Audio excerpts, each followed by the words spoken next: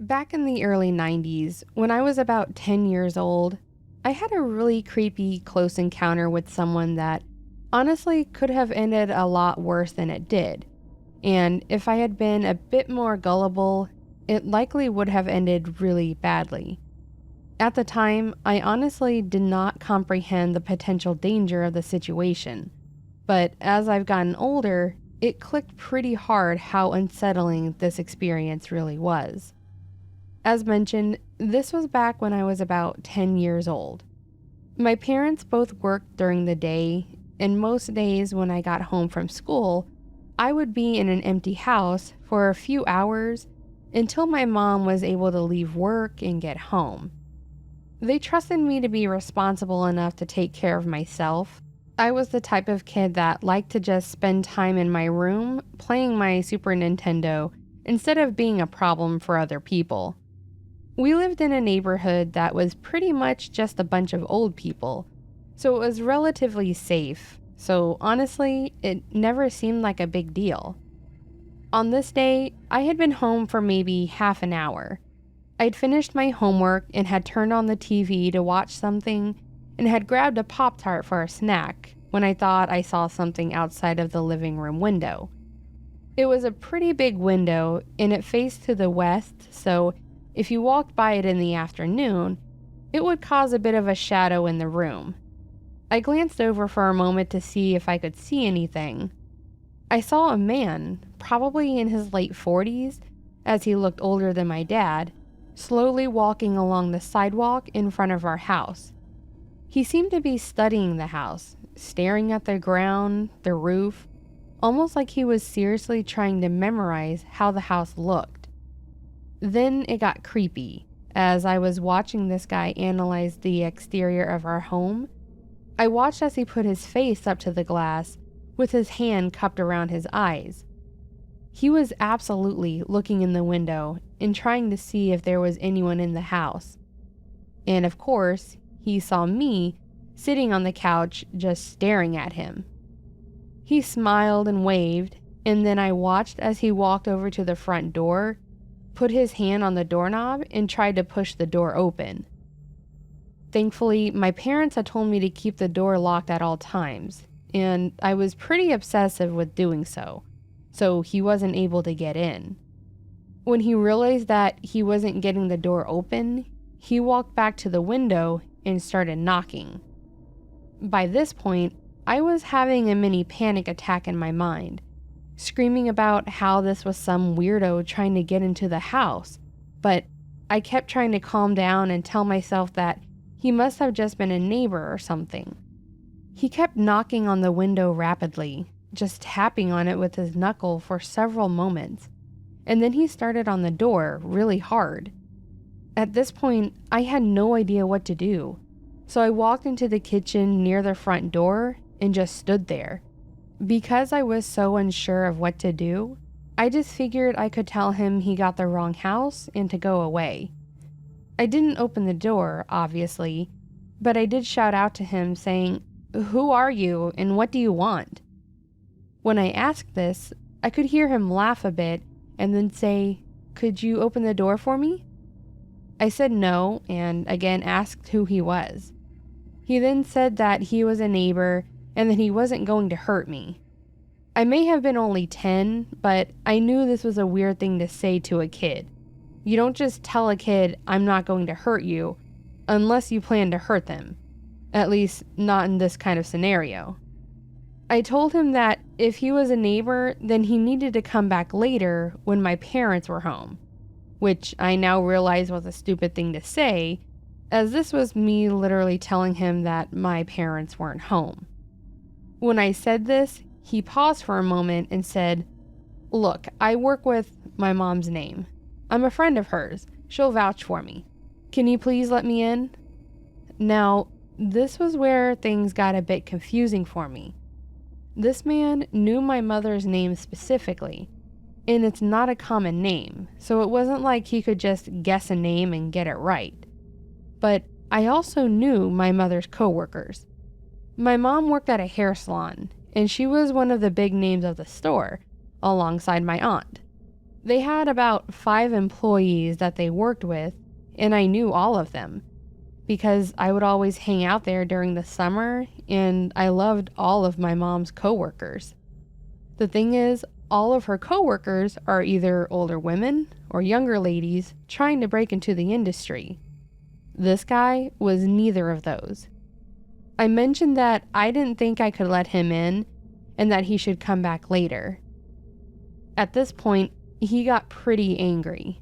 He started banging on the door saying, "I know your mom's name. You need to let me in." When he started getting aggressive, I ran over to the cordless phone and hit the button to call the salon. When they answer, I told her who I was and told her that I needed to talk to my mom right away. I explained the whole situation to her, and she told me to hang up, go to the laundry room and lock the door and call the cops. She then said that she would be there in a few minutes. I did exactly what she said. I ran to the laundry room and locked the door and then called 911, telling them that a guy was trying to break into my house.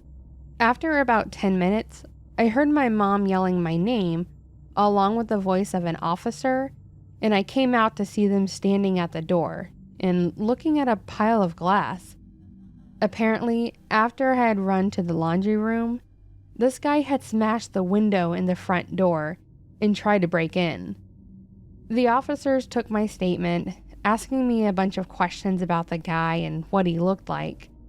I told them all I could and told them that they knew my mom's name specifically, and they said that they would drive around to try and find the guy, but I have no idea if they ever caught them. My mom thanked them, and after all was said and done, she told me that I did everything right and kept telling me that it was all okay. I could tell that she was freaking out about as bad as I was. After that, I wasn't allowed to be at home alone for a few years. My mom worked with one of our neighbors, an older lady that was actually one of the lunch ladies at my school, and I stayed at her house until they got home every day until I was in high school. She was pretty cool though, and she always had food for me when I got there, so I didn't mind. That day is something that has been burned in my mind, and when I was that age, I was definitely scared, but as I mentioned, I now realize how serious it actually was. I'm thankful that even at that age, I was smart enough to realize that this guy didn't want anything good. I have no idea how he knew my mom's name specifically. Maybe he looked at the mail or something. I'm just glad that I trusted my instincts and that I was able to avoid a much worse fate.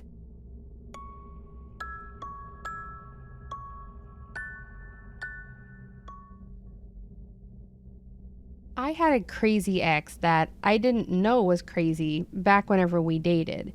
In fact, he seemed pretty normal back then. Of course, he wasn't in the end, otherwise there wouldn't be a story to tell here. I guess for a bit of a disclaimer or disclosure, this is a messed up story, as they all are, and if you aren't good with crazy people or really messed up situations, then I highly recommend you stop reading here. I'll start by telling the story about myself and this person. My name is Amy, and his name is Maverick, but we call him Mav. Mav and I met each other at a football game back in high school during freshman year, and we hit it off pretty much right away. Back then, I was unfortunately and admittedly in the popular girls clique, and he was a bit of a goth emo type, which is why it was odd that he and I got along so well from the first minute. Something about not judging a book by its cover, I guess. Of all things, we actually bonded strongly over music. He had me listen to something by some screamo band and I fell in love with it. From that day, we actually hung out frequently and we became super close. My friends weren't into him because he was emo and dressed in all black, but I didn't really care and I liked him. So we ended up actually dating near the end of that year. During summer break, we were together quite a bit. We spent time together at each other's houses, met each other's parents, and honestly, It was one of those high school sweetheart situations where I think our parents were under the impression that we would stay together for a while. My dad actually liked him. He was respectful and polite, and while he may have looked all dark and brooding, he was, in my dad's words, the nicest boy he'd ever met. His parents seemed to like me. I think they were surprised that he got me as a girlfriend, which I know sounds conceited, but we were polar opposites. Anyways, we spent all of the summer together. We went to the park, the movies, all the basic things that you do when you're dating someone in high school. During our sophomore year, unfortunately, Mav started hanging around the stoner kids that were seniors, and pretty quickly got pressured into becoming one of them. This was a deal breaker for me. We got into an argument/conversation, and I told him that if he was going to start down that road, then I wasn't going to be able to be with him. He chose pot over me, so I broke it off. It sucked. I really liked him. We got along well enough, and I had so many good times with him for the almost full year that we dated. But he wasn't willing to abandon his new vice for me, so that was that. We didn't really talk much after that. I dated other guys, he dated other girls, and really, life just moved on from there. We kind of started talking again the last semester of senior year, mostly because we had photography class together, and we worked on a few projects together. There was one point where we were working on a project together, and as I was leaving, he gave me a hug, then a quick peck on the cheek, and while it was a bit nostalgic at the time, I told him that there was nothing between us other than friendship. And while I really loved the time we had together a couple years back, there was no future for us. He looked upset, but he nodded and told me that he understood. Now, all this was basically to set up that we had a normal high school romance that ended with us just being friends. There was nothing else there, and I thought that was it. I was apparently wrong. After high school, he moved out of state with his parents, and I stayed close to home and went into nursing for college, then got a job. Basically, we were as far apart as we could have been, and the time we spent together was long forgotten. Then, out of nowhere, I get a friend request on Facebook from Maverick. I was actually pretty excited to talk to him since it had been about 8 years, so I accepted and messaged him asking him how things were. I did what we all do. I stalked his profile a bit, found out he was married, living in the next state over, and working in IT. He messaged me back and was telling me all about his life after high school. I told him about my endeavors and all that I had done since then. I commented that I saw that he had found someone and that she was gorgeous, she really was, and told him that I was beyond ecstatic for the fact that things worked out for him. He then responded by asking me if I was with anyone, and he stated that he noticed that I was still going by my maiden name. I informed him that I was not with anyone, and that my last relationship ended a bit abruptly, but that I was pretty happy with my life and wasn't in any rush to get with anyone new. Then he told me that he and his wife were actually moving back to our hometown for a job, and that he wanted to get together when he was here. I was a bit hesitant at first, but honestly was also excited to see him and catch up more. We agreed that when he moved back to town, we would hang out and get coffee or something and spend some time reminiscing about high school. The next day, I got a text from one of my friends mentioning that they got a friend request from Mav and that I should be careful, which was incredibly strange. I messaged her back and asked why I should be careful. She asked if I had forgotten how crazy he was. I was completely taken aback. I had no clue what she was talking about, so I called her and asked her to explain. She started talking to me about him and how he was absolutely obsessed with me back in high school. She said that I was the only thing he ever talked about with his friends, and that he had pictures of me taped to his wall, and that his freaky obsession with me was the reason that he couldn't hold down a relationship. She then went on to tell me that one day in high school that he kissed me on the cheek and I turned him down, he had apparently told all of his friends that he was going to commit suicide because I wouldn't be with him. They had all talked him away from it, but he was adamant that his life was worthless without me and that he needed to be with me. She was surprised to hear that I honestly had no idea about any of this. I hadn't heard a word about it at all and was genuinely shocked. We ended the conversation with me saying that I would be careful around him, and we left it at that. Obviously, I was a bit freaked out, but at the same time, he was married. He had a wife at this point and a career in his own life. So while he may have been a bit obsessive back then, I didn't think it would mean much at this point, right? He had clearly moved on, and there was nothing to worry about, right? Anyways, a couple weeks went by, and I got a call from Mav on a Saturday morning telling me that they were all moved in and that he really wanted to get with me that morning to talk. I didn't have plans, and while I didn't like that he was wanting to have coffee so quickly, mostly because it didn't bode well after finding out that he was creepily obsessed with me, I agreed. I asked him if his lovely wife would be joining us, and he paused for a moment, then said that she was busy and wouldn't be able to make it. Oh boy, coffee alone with an ex that used to be overly obsessed with me. Sounded like a great time, really. Me, being the optimist I was, honestly thought that he was just wanting to get together and have coffee and be friends, and that's really what I expected. He showed up and looked nothing like I had remembered him looking. Long gone were the trip pants and long black hair, and they were replaced by a closely shaved head, khakis, and a button-down shirt. I mentioned to him that he looked nice and that it was a bit strange to see him wearing anything other than black. He laughed and then looked me dead in the eyes and said, "Do you really like it? If you don't, I can go change. I brought some of my clothes from high school that still fit me, just in case he wanted me to wear those." I chuckled, thinking it was a joke, but he didn't change his expression at all.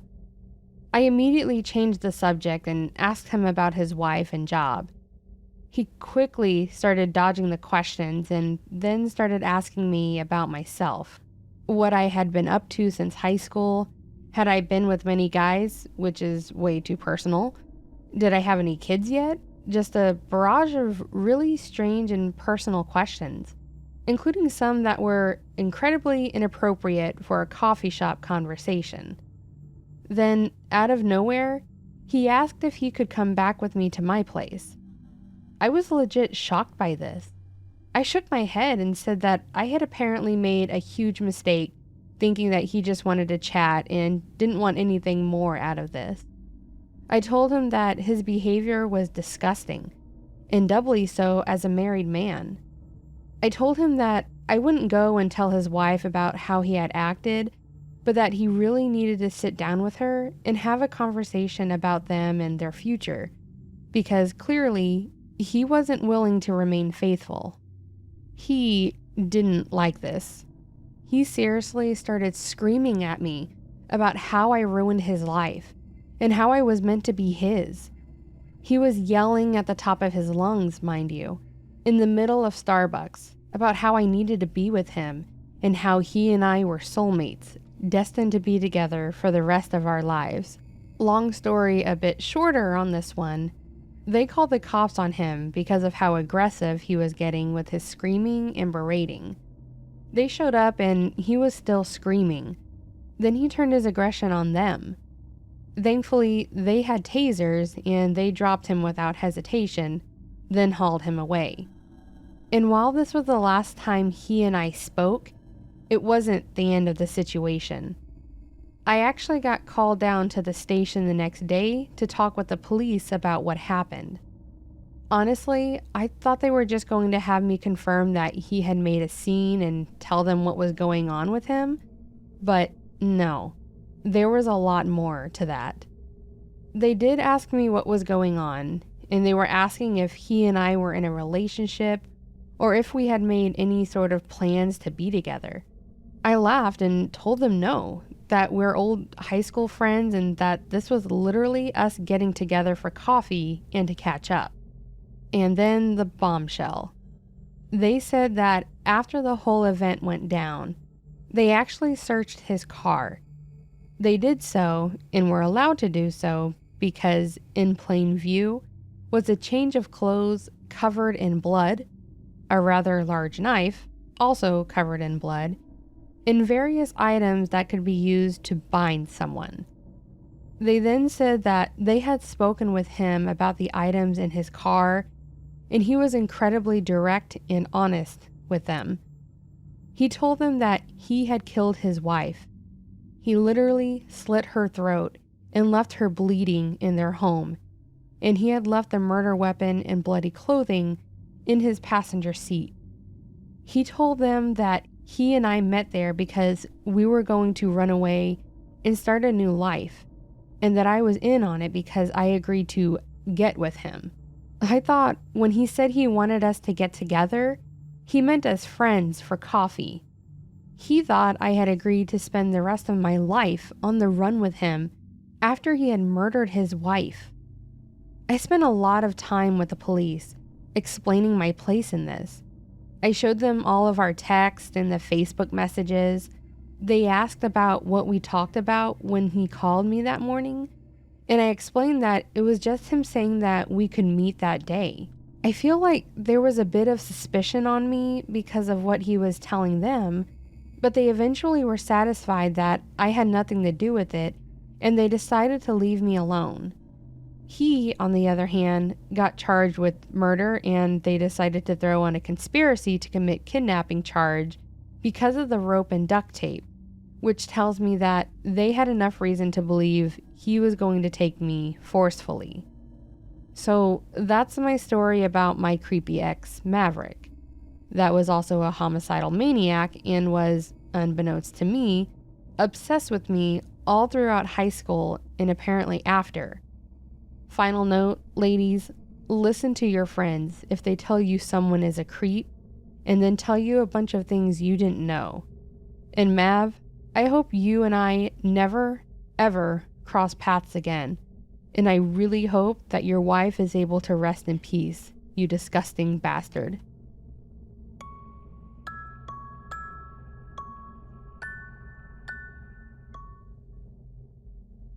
A few years ago, around the summer of 2018, my girlfriend and I came into a bit of money, and we decided that we wanted to take a cross-country road trip. Basically, we would drive from Pittsburgh all the way to Las Vegas, spend a few days in Vegas, then drive back. The trip in both directions was going to take around 32 hours total if we went straight across on I-70, and we would be tasked with driving from PA to Ohio, Indiana, Illinois, Missouri, Kansas, Colorado, and Utah before finally getting to Nevada and our final destination.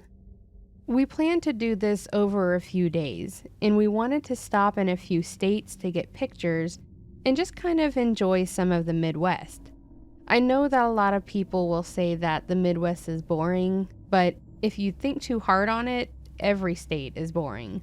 I think they all have their charm. So we plotted our whole route, decided on a few places to stop, and everything was going smoothly. Most of the trip was just straight driving. We were making great time, and this event was really the only thing that stood out.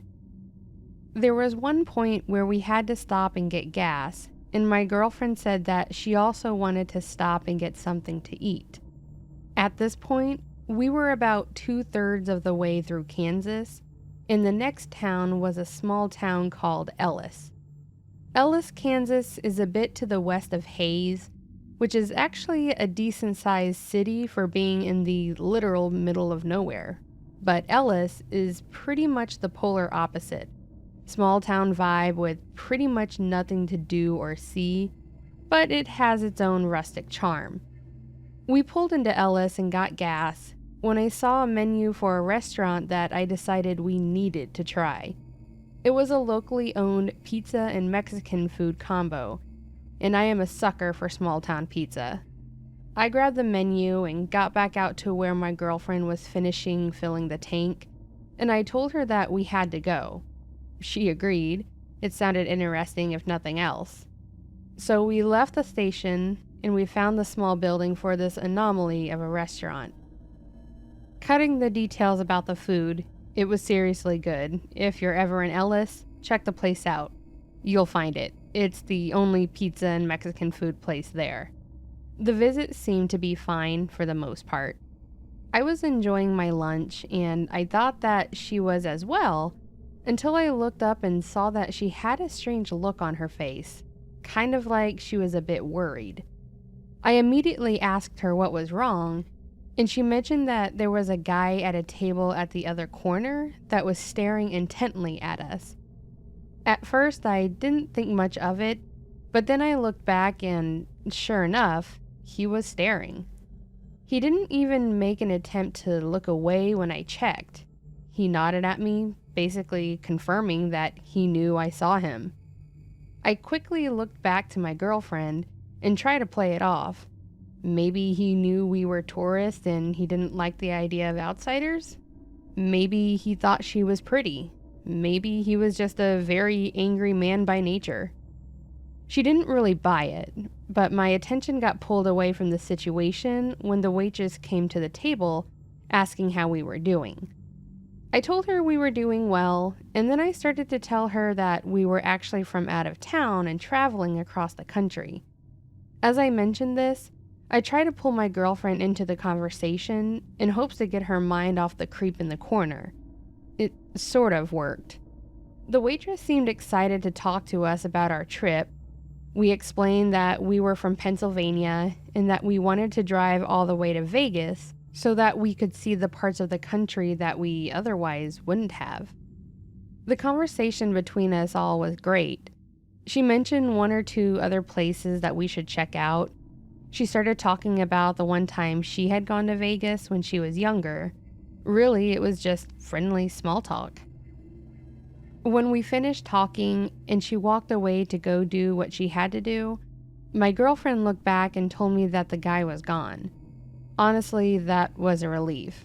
I was thinking that we could stop worrying about him and that she would calm down and finish her lunch.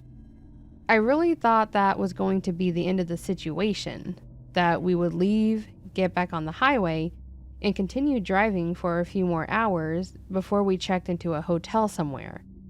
Unfortunately, as fate would have it, that's not how things went. At least not right away. After lunch, we got back in the car and we hopped back up to I-70 and started out of town. It was less than a couple miles down the way when we spotted what looked like a minivan stopped in the middle of the road long ways. It looked like they were in the middle of a U-turn on the highway and just stopped. Or maybe their car had died? Either way, I slowed down as I approached and I stopped the car a bit of a distance from the actual van, a couple car lengths at most. After a few seconds of just sitting there, I noticed that there were two guys sitting in the van, one in the driver's seat, one in the passenger seat, and they looked like they were discussing something or arguing. It was hard to tell. Then, after a few more moments, they looked back at us and get out of the car. That's when my girlfriend said, "That guy that just got out of the passenger seat, that's the guy from the pizza place that kept staring at me." I thought maybe she was mistaken and maybe she was just being a bit paranoid because she was freaked out by the whole thing. But then the guy walked around the van, same flannel shirt, same blue baseball cap, same torn jeans as the weirdo from before.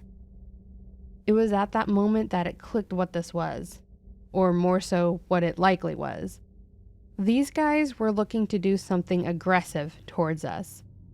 Obviously, I didn't know the specifics, if they were going to rob us, steal our car, kidnap us, etc., but it wasn't going to be good. Everything seemed to be incredibly still and silent for a few seconds. until I saw the pizza creep start to reach for something.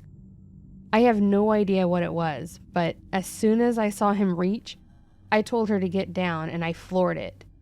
I pushed that pedal as hard as I could, and while I may have been driving an early 2000s Honda, that thing jumped in speed quickly. I aimed the car straight for him and toward the shoulder, basically playing chicken with this guy. He was either going to get out of the way and let us pass, or be embarrassingly run over by my tiny ass sedan.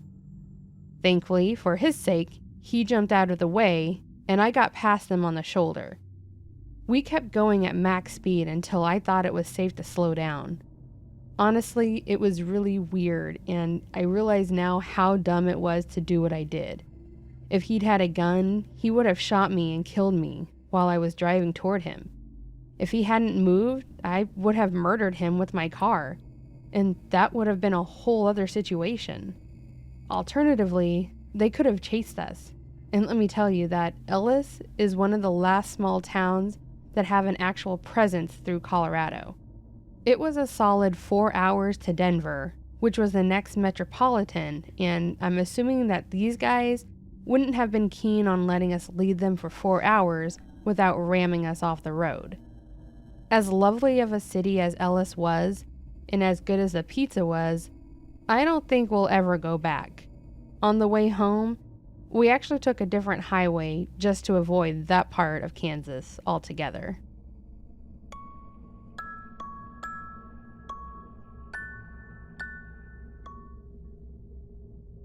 Right after graduating high school, I dipped from my mom's place.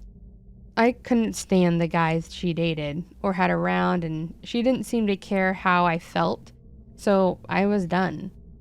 I had saved up most of my money while I was working in school and got myself a cheap car so I didn't have to rely on her. Then, the weekend after I graduated, I got as much of my stuff in my car that I could and left. I still talked to my mom, so I knew the rest of my stuff would be okay there, but I just needed out. For the first few years, I lived with friends or cousins and just kept most of my stuff in my car. A few months before my 20th birthday, I had a friend offer to get an actual place together, so it would be in both of our names. I agreed, and soon after, we got a nice little duplex that was perfect for us. It was a 2-bedroom with a full basement. We ended up turning the basement into a party and gaming room. He had an Xbox set up down there, his computer, and even a stereo system. We ended up finding a foosball table that we brought home and put down there, and made some makeshift ping pong table. It was a nice little place to hang out, and I loved it. We got to know the neighbors. A few of them were younger couples around us with kids.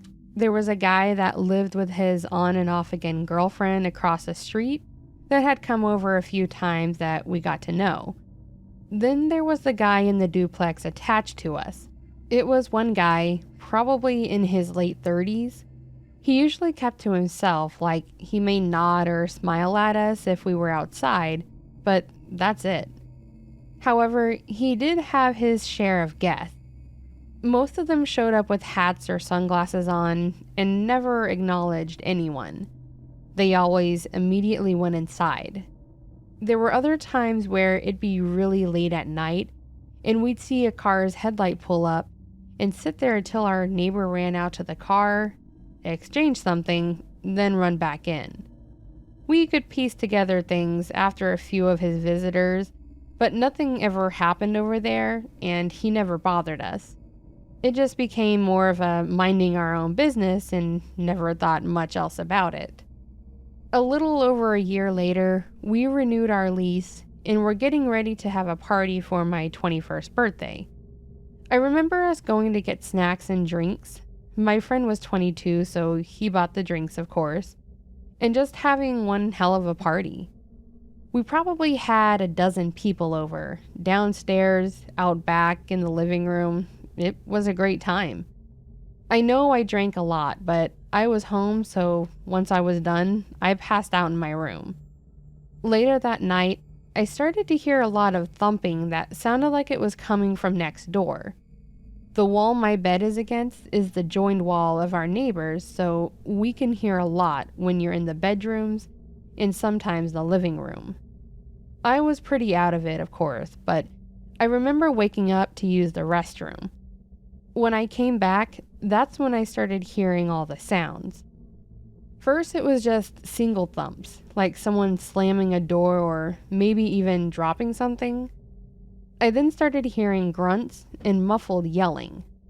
I didn't really think much of it and couldn't really process between being tired and drunk, so I just passed back out. The next morning, though, I woke up to more pounding, but this time it sounded like it was coming from our door. So I got up, groggy as hell, and made my way to the front door.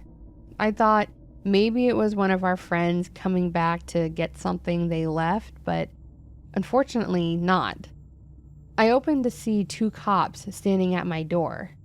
They introduced themselves and vaguely explained at first that there was an ongoing investigation and said they had some questions. I offered to let them in, but they stayed near the entry. They asked me if I was home last night, and when I told them I was, as well as several others for a party, they asked if anyone else was in the house. I assumed my roommate was, and they told me to get him and anyone else inside. I quickly went and knocked on my roommate's door to get him up, asked if he knew if anyone else stayed over, and he mentioned someone being downstairs. I went down there and woke up our friend and her boyfriend and got them upstairs with us. The cops then had us all go outside and asked to search the place. With our guests back at their car, my roommate and I asked what was going on.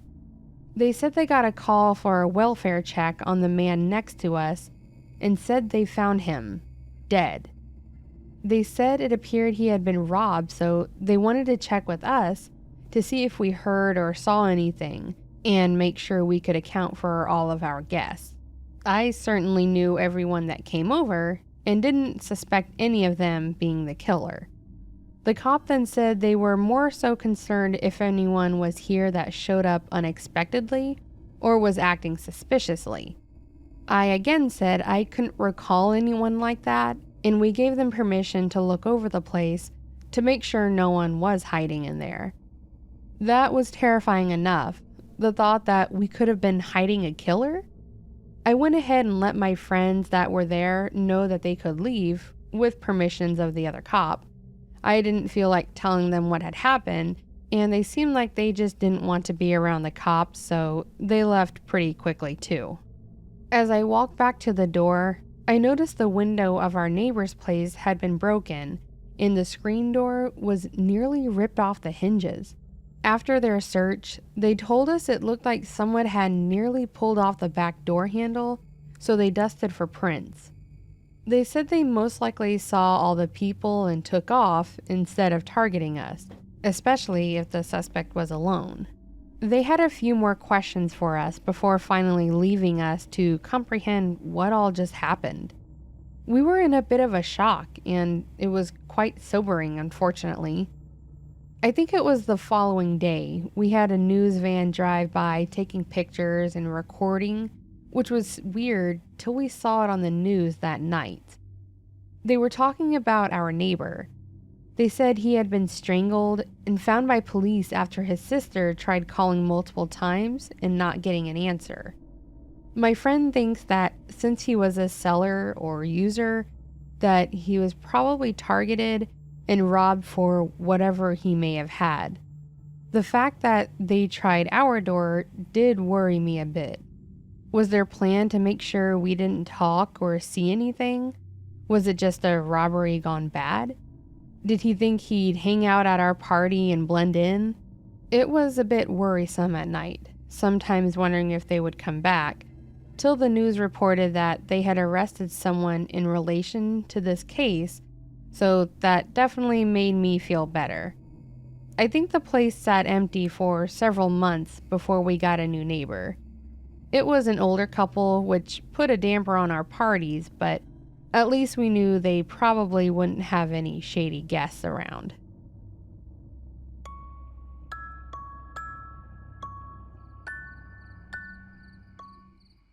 And that, my friends, was another collection of true scary stories. There were some pretty unsettling ones in there, but I did want to mention that I thought it was interesting to hear the one about Ellis, Kansas, because I'm from Kansas. So I want to say that's kind of cool, but not really, because I wouldn't want to go and, try to have pizza and Mexican food and possibly get robbed in the middle of the road. So now I'm debating that. Anyways, do you guys have any weird, bizarre, or creepy local stories that you know about? I'd be glad to hear about them if you want to let me know in the comments, or you could even submit them. In the meantime, if you did enjoy this video, please do give it a like below and consider subscribing if you haven't already. And with that being said, friends, I hope you have a fantastic rest of your week. And until next time, take care.